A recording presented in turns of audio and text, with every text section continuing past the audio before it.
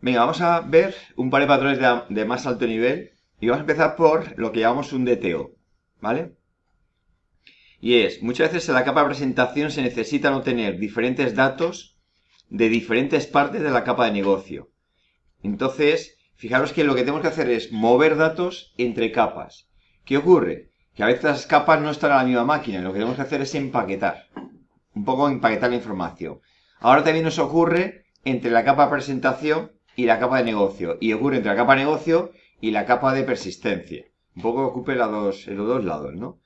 Entonces, aparece este patrón que lo que dice es, su propósito es permitir el intercambio de datos de forma eficiente entre la capa de presentación y la capa de negocio. Lo que busca es empaquetar los datos para no mandarlos sueltos y una sola transferencia mandar todos los datos de un lado a otro. Es muy sencillito, al final simplemente es que empaquetes, que no se manden muchos objetos, sino que lo empaquetes en un objeto, aunque tengan a veces datos que no son conexos entre ellos. Lo que hacemos es simplemente empaquetar para trasladar esa información de un lado a otro. Luego tenemos el patrón DAO. En definitiva, este patrón lo que hace es, está orientado a la capa de persistencia, ¿vale? Y bueno, en principio ya se supone que cualquier aplicación que hagamos, aplicación web, va a tener una capa de persistencia, ya sea base de datos, relacionales o no solo de SQL, de ficheros o lo que fuera, ¿no? Entonces, maneja dos elementos. Uno es cómo transferimos los datos entre la capa de persistencia y la capa de negocio. Y lo que utilizamos es el DTO, ¿vale?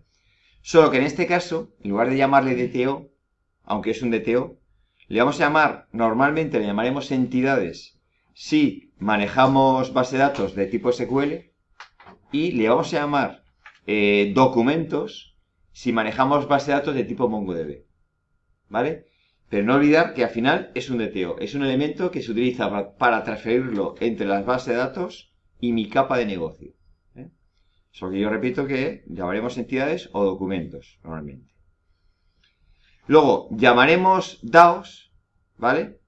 También a veces lo llamaremos repositorios, a las clases que se encargan de convertir los objetos de base de datos que estarán pues en SQL o como fueran estar, los convertirlos en objetos tipo Java, orientado a objetos en mi capa de negocio. ¿Vale? Entonces, los DAOs son las clases que convierten de un lado a otro. Y los documentos o entidades son las clases que viajan de un lado a otro. ¿Ve la diferencia, no? Se ha separado entre los gestores de base de datos respecto a los clases de transporte, que son los DTOs en definitiva. ¿Vale? Entonces, ¿el propósito de este patrón cuál es? Fijaros que es abstraer y encapsular el acceso a la capa de persistencia, permitiendo desacoplar la capa de negocio y la capa de persistencia. Es decir, lo que busca es desacoplar, es qué motor de base de datos pongo yo detrás respecto a cómo yo veo los datos desde el punto de vista de la capa de negocio. ¿Vale? Desacoplarlo. Adapta ambos modelos, porque fijaros que nosotros en mi capa de negocio que manejamos manejamos programación orientada a objetos. Por lo tanto, manejamos objetos. Pero en mi base de datos tenemos tablas, a veces relacionales, si trabajamos con SQL. Son dos modelos distintos. Entonces tenemos que adaptar ambos modelos. Y permite el intercambio de implementaciones de persistencia, sin afectar la capa de negocio. Es decir, que en un momento dado, si tengo un motor de base de datos tipo a lo mejor SQL Server, quiero quitar ese motor de base de datos y utilizar el Oracle, que no se note ese cambio de base de datos y no me afecte mi capa de persistencia. No afecta a la capa de negocio. ¿Vale? Entonces, recordad que los DAOs son los que transforman los objetos, son los que lo transformas. ¿Vale? Normalmente existirá una factoría que la llamaremos factoría abstracta. Esta la haremos singleton para poder acceder a ella. Entonces, vamos a mostrar cómo me queda mi patrón. Fijaros, por una parte tendré las entidades o los documentos, en definitiva los DTOs, que son las clases básicas que representan las relaciones que yo tengo en mi base de datos. ¿Vale? Que son los elementos que yo voy a utilizar para transportar. ¿Vale? Hemos puesto aquí los 4 tipos de relaciones posibles para que tengamos un poco de ejemplo de cada uno de ellos. Este sería 0,1, NN, 1,1 y 1N. Estos son de composición y estos son de agregación. ¿Vale?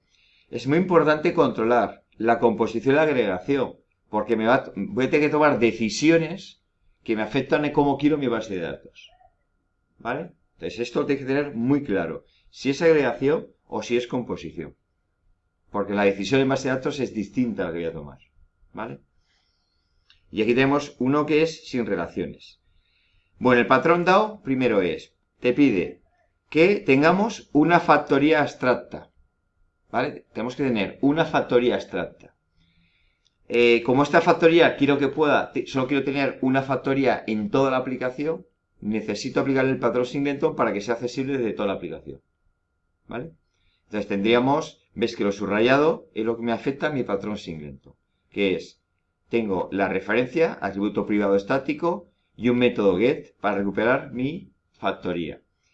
¿Qué ocurre? Que como es factoría abstracta, necesito un método set para que allí me inyecte la factoría concreta. ¿Vale? Además, ¿qué voy a tener? Una serie de métodos, método get, para obtener los gestores de los diferentes tipos de entidades que yo voy a manejar. Pues tendré el gestor de usuarios, el gestor de teléfonos, el gestor de vehículos, el gestor de grupos o el gestor de sugerencias. ¿Vale? Fijaros en qué se apoya. Se va a apoyar ahora en el patrón factoría abstracta. ¿Os acordáis? ¿Vale? Entonces, ¿qué voy a tener? Un interfaz genérico, ¿vale? Que va a tener las funciones típicas, que suelen ser las funciones CRUD y alguna más. ¿Vale? Que tenemos aquí la función CRUD que sabemos que cualquier gestor va a tener. Pues este será crear un nuevo registro de la base de datos, leer un registro por clave primaria, y esto es importante, esta lectura siempre va a ser por clave primaria. Luego tenemos actualizar un registro en base de datos, borrar un registro en base de datos o, en este caso he puesto, buscar todos. Vais a ver que vamos a tener las funciones CRUD principales, que son las 4, más una serie de funciones que las que tú quieras hacer genéricas para todos. ¿Vale? Luego, con esta interfaz voy a heredar otra interfaz por cada uno de los gestores que yo quiera. Son los que tú quieras manejar. Es decir, que si yo quiero manejar las sugerencias de forma independiente, tendré que tener un gestor de sugerencias. Fijaros que lo que va a hacer es heredar o va a heredar de esta interfaz genérico, ¿lo veis? Va a heredar y no tiene por qué tener ningún método añadido. Lo que sí va a hacer es hacerlo concreto. Es decir, fijaros que esta interfaz es genérico, es parametrizado, tiene tipo T que representa la entidad y tipo ID que representa el tipo de la clave primaria.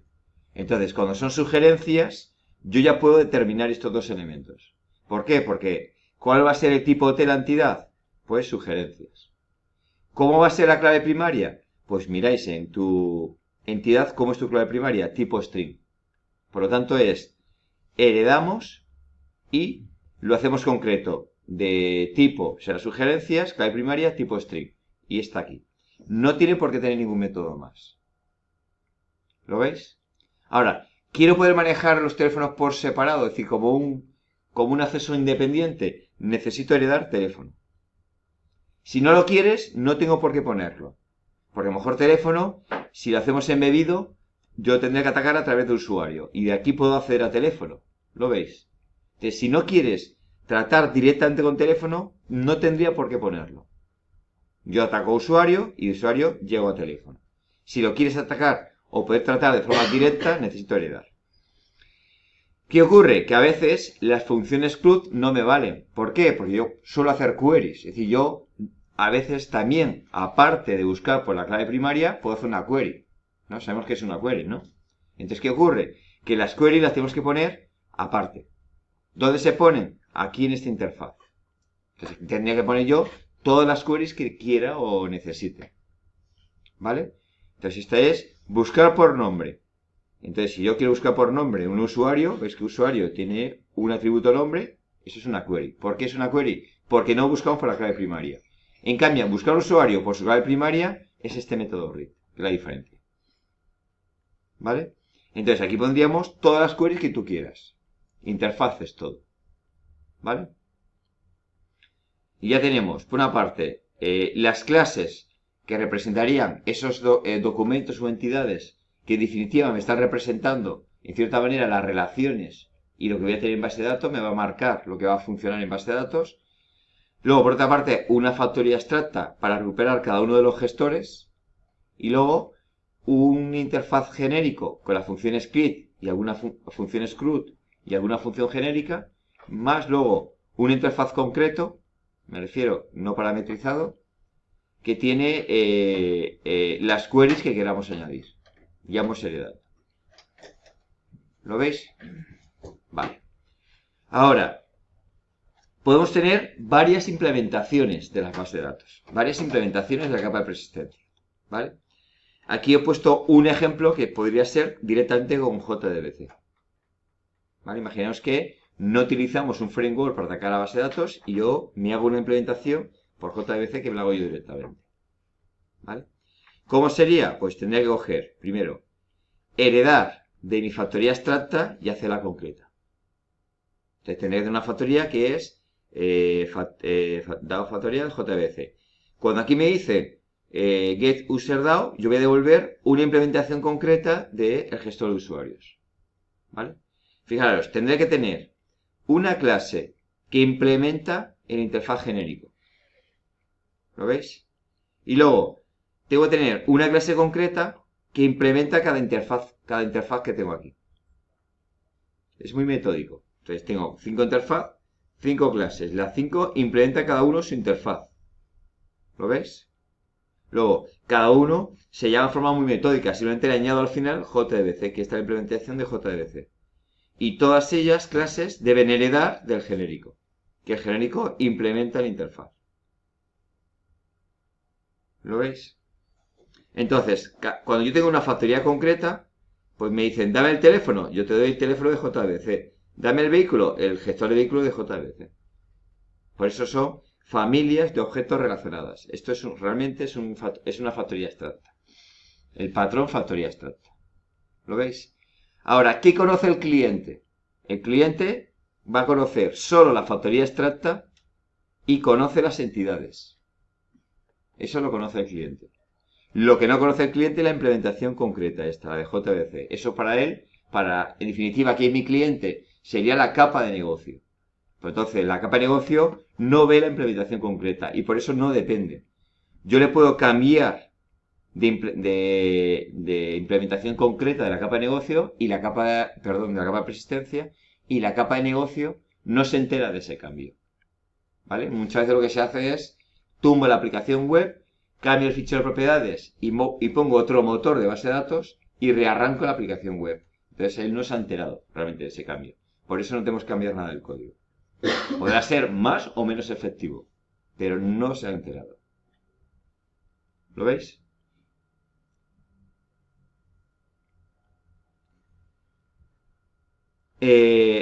Evidentemente existe el concepto objeto relacional, mapeo objeto relacional, URM, ¿vale?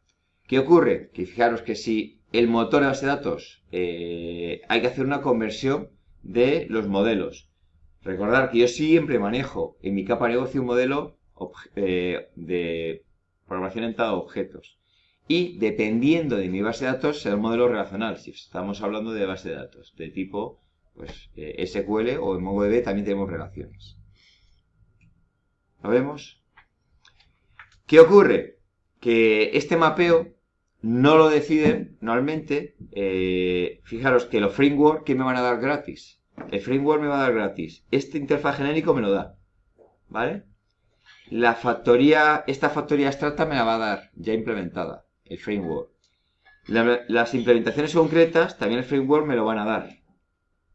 Entonces, ¿yo qué te voy a tener que hacer? Solamente los interfaces, que son este grupo de aquí, y solamente mis entidades o documentos. El resto me lo van a dar. ¿Vale? Pero ¿qué ocurre? que hay que tomar decisiones de cómo mapear esto en base de datos. Hay que tomar decisiones. Porque él va a hacer esa conversión, pero las decisiones las tienes que tomar tú. No lo va a tomar él por ti. Entonces, claro, evidentemente, ¿qué decisión vamos a tomar? Pues depende, a veces potenciaremos la memoria o potenciaremos la velocidad de acceso. Sí, a lo mejor potenciamos el que haya, que las bases de datos sean más compactas. ¿Vale? Y es una decisión que tenemos que tomar. Y hay distintas alternativas. Esto no es siempre igual. Tú debes tomar la decisión. Por lo tanto, no olvidéis que aunque luego hace el framework por ti, pero la decisión la tomas tú. Entonces tenemos que saber qué decisión tomar. Entonces, bueno, vamos a plantear en tres tipos de relaciones. Sin relación, por agregación o por composición. Y ahí tenemos distintas opciones. Empecemos. Si es sin relación. Si una entidad no tiene relación, una entidad o documento, aquí no hay muchas decisiones. Si trabajamos con SQL, ¿vale?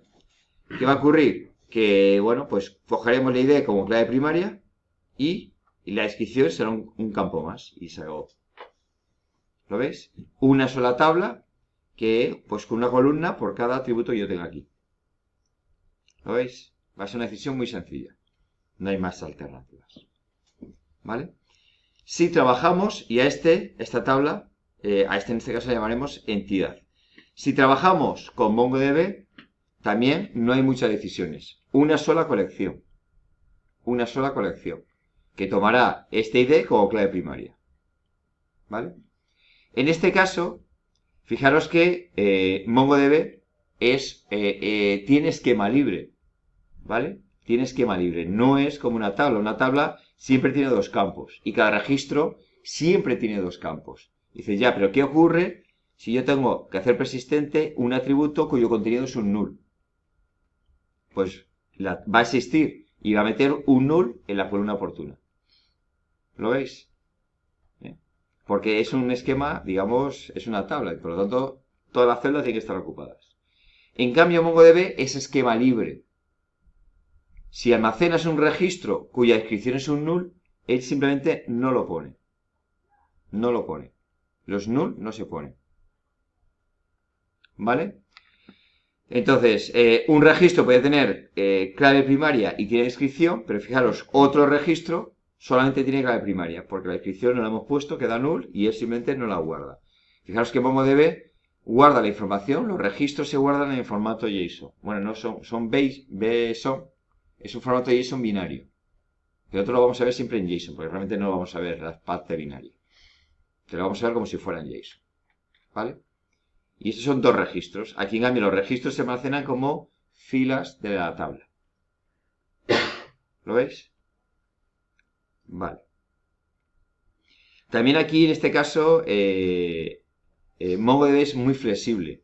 Si tú cuando guardas un registro la clave primaria está null, él no protesta. Te coge y te asigna una clave única.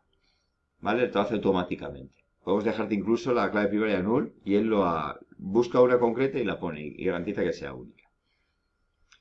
Ahora veamos la relación de composición, ¿vale? Y tenemos dos casos, la relación de composición de 1 a 1 o la relación de composición de 1 a n, ¿vale? Dos posibles.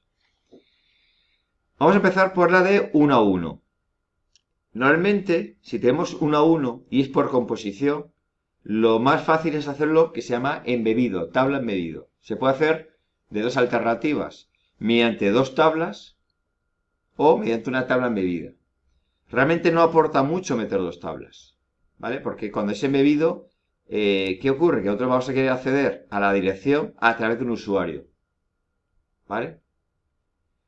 Si lo hacemos embebido, ¿qué significa? Que yo no puedo hacer directamente, no puedo tener un gestor de direcciones.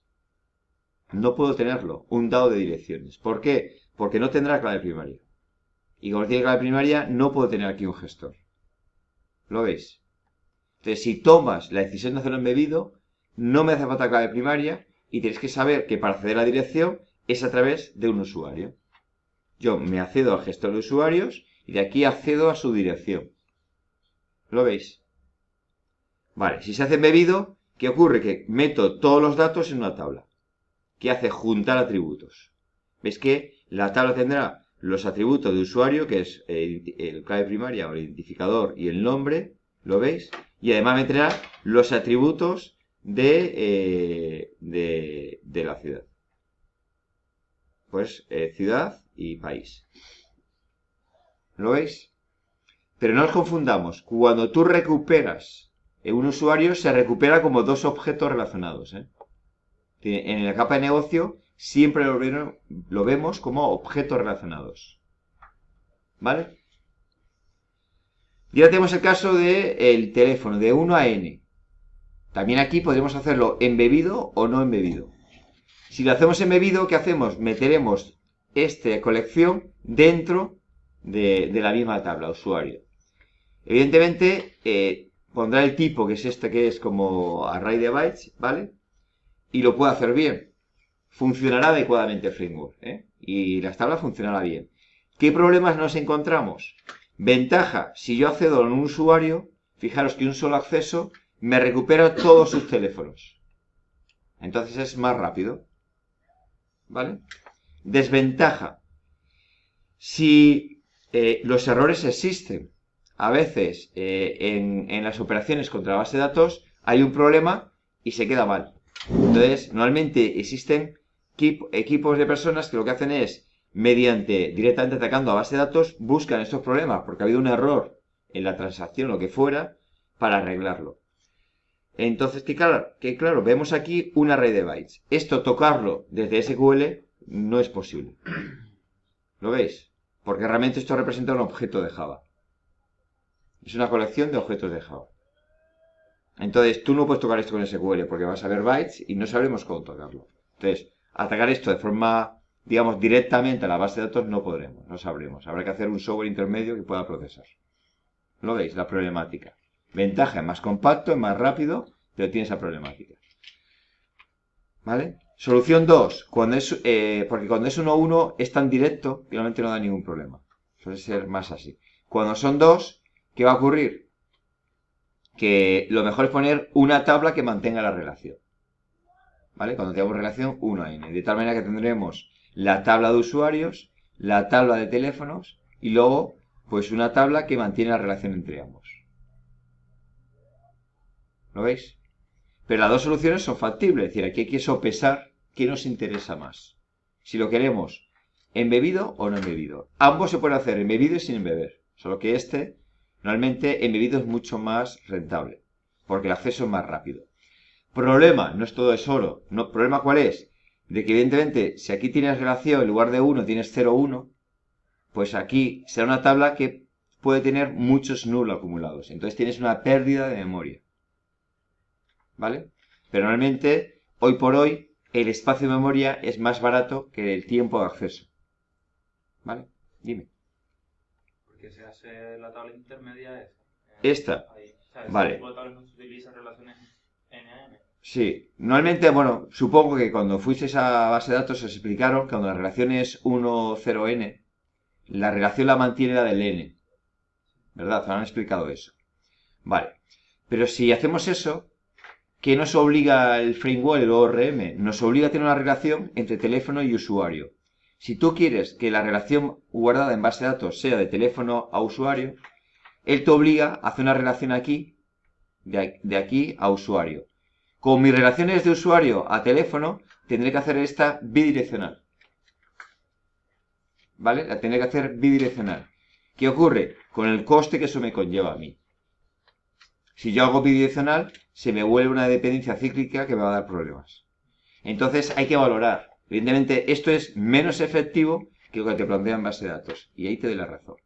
Pero pago un precio en la capa de negocio, que manejo clases con relaciones bidireccionales. Entonces, al final es un tema de balancear lo que tú potencias. ¿Qué potencio yo? Potencio la capa de negocio. Y por lo tanto, no quiero relaciones bidireccionales. Y prefiero una tercera tabla, aunque sea un poco más lento. ¿Lo veis? Es un poco más lento. ¿Vale? Solamente si, por ejemplo, luego yo hago pruebas de estrés y dices, y las pruebas de estrés salta que esto es un problema de tiempo de acceso, pero a posteriori y solo con prueba de estrés que me dispara el problema, a lo mejor me replanteo esto. Se puede tener solo la relación en la base de datos, pero no en... No. Los ORMs no funcionan así. Los ORMs, si quieres que la relación esté aquí, él te obliga a que haya una relación así. Y tú dices, bueno, pues cambio la relación. Y dices, ya, pero es que conceptualmente un usuario tiene un conjunto de teléfonos. Es que me estás cambiando mi modelo. Entonces, no voy a pagar ese precio. Porque para mí esto es más importante que no como lo haga la base de datos. Porque al final, pensad una cosa, no os confundáis, ¿eh? Yo no veo nada de esto, realmente. Yo no lo voy a ver. Yo le digo al framework que guarda y él me lo hace persistente. ¿Cuándo lo voy a ver? Cuando si hay un problema y tengo que atacar por detrás para arreglarlo. Si no, no lo voy a ver. Entonces yo quiero potenciar un diseño claro en mis entidades. Tengo claro con mi cliente, lo tengo claro y va a funcionar mejor para el mantenimiento. ¿Vale? Entonces, en definitiva, normalmente cuando es embebido 1-1 apostaremos por embeber las relaciones 1-1 de composición, apostaremos por hacerlo embebido, y cuando es 1N apostaremos así en principio. ¿Vale? Pero esto es libre, ¿eh? Sí, me refiero a que apostaremos, pero la decisión vuestra es el del diseñador, al final. Ahora, cuando trabajamos en MongoDB es un poco distinto. En MongoDB queda muy claro. Muchas veces se apuesta por una sola colección. Es lo más fácil. Fijaros, es esquema libre, por lo tanto, como es esquema libre, nos permite tener objetos anidados. Fijaros que como se hace en JSON, dice, esto no es un problema. Yo pongo el objeto usuario, ¿lo veis? Coma, y ahora pongo el objeto dirección, que a su vez es otro JSON. ¿Lo veis cómo se pone en JSON? Como JSON soporta en el propio lenguaje JSON la jerarquía, no es un problema en MongoDB. Entonces, esto se almacena directamente así, pero se respeta la jerarquía, no se pone plano. ¿Ve la diferencia? Cuando lo recuperas como objetos, pero se recupera aquí. Pero sigue siendo, fijaros, es una clase embebida, ¿eh? ¿Por qué? Porque tenemos una sola colección que yo manejo dos objetos, por lo tanto está embebido. Vale. ¿Y cuando es 1N? En Mongo también no suele haber mucha duda, se hace embebido. ¿Vale? Entonces, fijaros cómo queda. Aquí quedará clave primaria, aquí me pondrá el nombre en JSON, luego viene embebido el objeto dirección, que está dentro, y ahora embebido los teléfonos como una colección. ¿Lo veis? Y dices, pero es que esto puede bajar su rendimiento. Que bueno, es que al final, realmente si tú modificas algo, seguramente van a reescribir este registro completo. Bueno, pues como digo yo busco la facilidad de diseño y solo si hago pruebas de estrés y veo que esto es un problema, me lo replanteo. Si no, no me lo replanteo. Porque ¿qué ocurre a veces? Que los ORM están tan optimizados que te lo hacen esto a unas velocidades muy, muy buenas. Y como encima MongoDB está pensado para replicarse, hacerse en paralelo, replicado, pues reparte muy bien y dices, no tiene por qué fallar. Hace más rentable, replicas máquinas y eso va como un tiro. ¿Lo veis? Ve las dos alternativas, ¿no? Vale. Ahora me queda la tercera, relación de agregación o asociación, me da igual, ¿vale? Normalmente en base de datos siempre tendremos agregación. Y es, imaginaros, tendremos aquí la N1 y aquí la NN, pero en ambos casos se tratan muy parecidas, ¿eh? N1 y NN. ¿Lo veis? Pero eso sí, agregación. Por eso aquí tenéis ese tema muy importante, no nos podemos equivocar. Yo tengo que saber cuándo es agregación y cuándo es composición. Y en composición puedo decidir si quiero embebido o no quiero embebido. Y en agregación no hay alternativa. No se puede hacer embebido. Eso es una burrada. ¿Vale? Entonces, relación N1. En este caso, es lo que me has comentado tú. Me viene directo. Si es N1, ¿dónde está la relación? Normalmente en tablas relacionales, en el N, ¿verdad? Pues aquí es muy fácil. Pues si es N1, haremos que la tabla de vehículo mantenga la relación. Por aquí me viene directo, entonces va muy bien. Coincidimos con ORM. ¿Vale? Entonces no me cambia la dirección, que es conceptual. Digo, perfecto, apuesto por una tabla nada más. ¿Lo veis? Relación NN. Necesito una tercera tabla que me mantenga la relación. ¿Vale? porque si no te está obligando a hacerlo bidireccional. Y esto, evidentemente, si lo hiciéramos bidireccional, el ORM no falla, no se equivoca. Lo hace siempre bien. Pero nosotros no lo haremos bien. Cuando tú quieres objeto de usuarios y de grupos, a tener la relación bidireccional y ambas listas, seguro que acabas dejándolo incoherente tú, cuando lo empiezas a procesar esto. ¿Vale? Entonces, cuando son de NN, apostaremos por una tercera tabla que mantiene la relación. Y aquí no hay alternativa. ¿Lo veis? La diferencia es que esta tabla, ambas son claves primarias. ¿Lo veis? ¿Vale? En MongoDB se hace igual, es decir, sea N1 o NN, lo haremos igual en MongoDB. Entonces, aquí cuando es N1, ¿lo veis? El vehículo que es N1. Veis que lo que hago es guardo la clave primaria, guardo mis atributos, ¿y cómo se guarda entonces una relación? Pues con esta referencia, dbref, ¿lo veis? Se guarda que esto es la clave primaria del objeto usuario. Normalmente se hace así. Se pone en usuario el nombre del documento y aquí la clave primaria del documento. MongoDB lo guarda así. ¿Vale? Y cuando es NN, tampoco hay ningún problema, porque MongoDB, como soporta bien las colecciones, pues es una lista, lo veis, aquí dice, vale, usuarios, abro corchetes, cierro corchetes, significa que es una colección. Y ahora por cada uno que guarda una referencia, que es nombre del documento, nombre de la clave primaria, nombre del documento, nombre de la clave primaria. ¿Lo veis?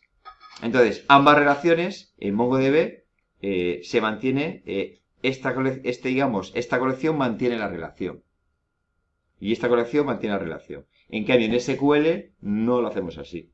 Este mantiene la relación y creamos una tercera tabla que se mantiene la relación entre ambos. ¿Lo veis? Es distinto. ¿Vale? ¿Lo veis? Entonces, claro, ahora depende de cada asignatura posterior qué base de datos va a utilizar. Nosotros, por ejemplo, en Spring, luego utilizaremos MongoDB, pero supongo que en PHP vas a utilizar SQL. ¿Vale? Entonces, utilicéis esta versión. Evidentemente, luego cada framework tiene su ORM y cada ORM tiene sus anotaciones que no coinciden. Es decir, cuando tú vayas al ORM de Symfony, tendrá sus anotaciones. Y tendrá que decir, vale, ¿cómo hago que esto sea clave primaria? O ¿cómo lo hago allí en Symfony? ¿Cómo hago para que la relación sea con una tabla o varias? ¿Cómo lo hago con Symfony? Cuando vayamos a Spring, nosotros manejaremos el estándar de JPA. Pues es cómo se hace con JPA. Y cuando manejas MongoDB es qué anotaciones pongo en MongoDB. Porque veis que son distintas, no son compatibles MongoDB con SQL. Tenemos que tener anotaciones distintas. ¿Lo veis? Vale, vamos a hacer un pequeño ejercicio. Tenemos que es una librería. Librería. Tenemos aquí libros que tenemos por agregación de n temas. Un libro tiene n temas y un tema puede pertenecer a n libros. Aquí tenemos, un libro tiene n autores y un autor puede haber escrito n libros. Luego, un autor tiene un contacto y un contacto pertenece a un autor. Y aquí un autor tiene un estilo y el estilo puede pertenecer a varios autores. Este es mi modelo del dominio. ¿Vale? Este modelo de dominio lo utilizo yo para manejar una librería. Ahora, mi pregunta es, ¿podría haber otros modelos de dominio? Sí. Es decir, yo puedo manejar una librería con otro modelo de dominio. Por ejemplo, que en lugar que la relación sea de libro a autor, podría cambiar esta dirección y hacerla de autor a libro. Y resuelvo la misma problemática, que es la gestión de una librería. Pero lo que quiero decir es que cuando tenemos un modelo de dominio, puedo desarrollar con distintas alternativas y distintas relaciones que todas funcionarán correctamente. Todas funcionarán correctamente si las programamos bien. Entonces, ¿cuál es la diferencia entre una y otra? Evidentemente, si yo quiero saber los autores de un libro, hay unas que se llaman que son accesos directos. Yo accedo por clave primaria a un libro y una vez que he recuperado el libro tengo la lista de sus autores y a través de ese objeto lo tengo directamente. ¿Lo veis? ¿Cómo haré aquí cómo le haré el acceso? Con la función read, que es de clave primaria. En cambio, en este modelo, si yo quisiera saber los libros que ha hecho un autor, ¿qué tengo que hacer? Una query. ¿Ve la diferencia? Una query. Y entonces una query tiene un coste mayor que el acceso a un registro por clave primaria. Entonces, que yo haga un diseño o al contrario, ¿en qué va a afectar? En el rendimiento de los accesos a base de datos. ¿Vale? En el rendimiento. Y al final eso es lo que vamos a ver. Evidentemente, lo normal luego es hacer pruebas de estrés y dependiendo de los resultados, podría replantearme si eso es un problema. Porque muchas veces hacer prueba de REST, todo se supera correctamente y no necesito cambiarlo. ¿Vale? Bueno, pues para este diseño tenemos que hacer varios ejemplos. Uno es cómo queremos hacer las tablas en SQL, cómo lo haríamos en MongoDB. Dos, diseñaríais qué interfaz necesito y solo vamos a poner los interfaces. ¿Qué interfaz necesitaríamos aquí? Y tres, buscarme un diseño alternativo que represente una librería. ¿Vale? Un diseño alternativo al que he hecho yo. Que sea válido, que me pueda funcionar como una librería. Porque quiero que entendáis que siempre vamos a encontrar diseños alternativos. Depende del arquitecto, va a tomar uno u otra decisión.